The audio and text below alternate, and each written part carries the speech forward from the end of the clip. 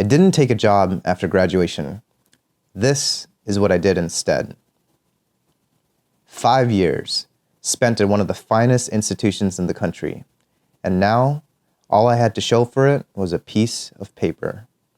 College was so much fun. The year I left, Princeton Review named our school the top party school in the nation.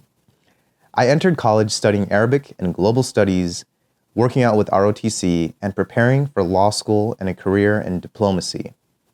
However, my parents were traditional and wanted me to enter physical therapy or medicine, so I spent my undergrad struggling with chemistry and anatomy. You are the average of the people you surround yourself with. U of I is a hugely entrepreneurial school, and I was drawn to these minds. My first foray into entrepreneurship was co-founding a nonprofit that provided after-school activities for at-risk local youth.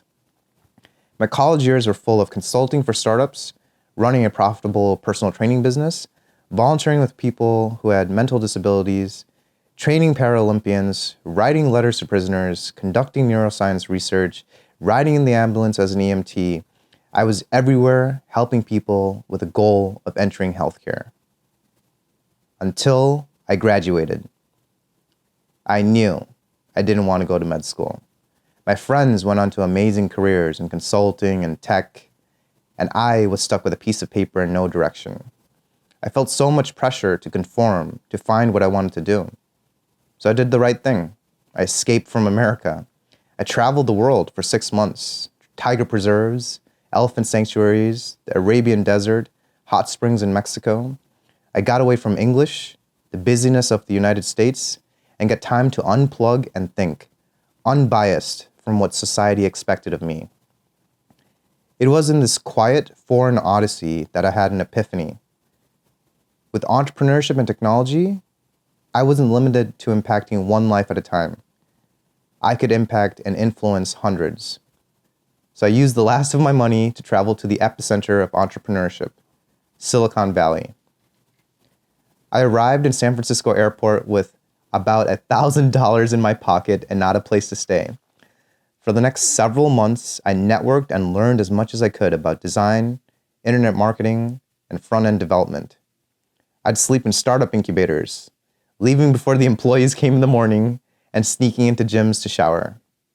I was hustling, meeting people, networking, eventually working on a project at Facebook. And this is when I realized that working in tech is not the same as working on your own idea, and I left, still searching for my path. I had 2 good friends who had dropped out of college to start multi-million-dollar businesses, and we decided to start another one, quite possibly the dumbest idea I've ever worked on. It was the tail end of the Uber for X craze. On-demand dog walking had raised millions. On-demand dry cleaning, on-demand grocery delivery. What was missing? On-demand haircuts. And thus, my first company, Bo, was born. Except, we did everything wrong. We didn't solve a problem. We didn't identify a market.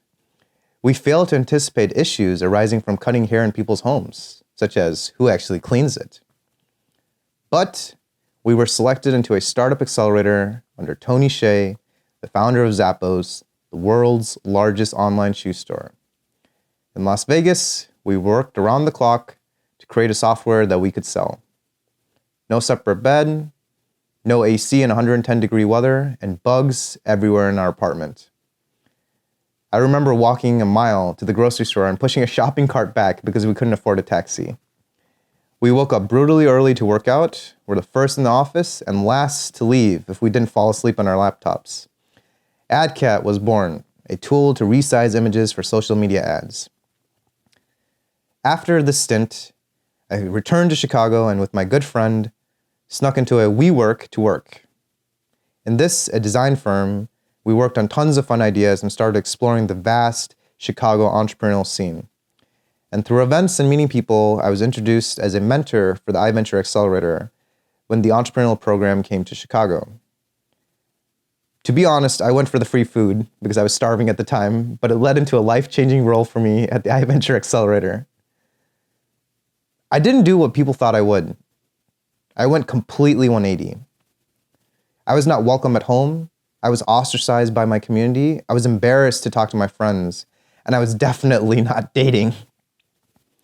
I survived because I had the best friends in the world. They opened their doors to feed me, clothe me, and shelter me.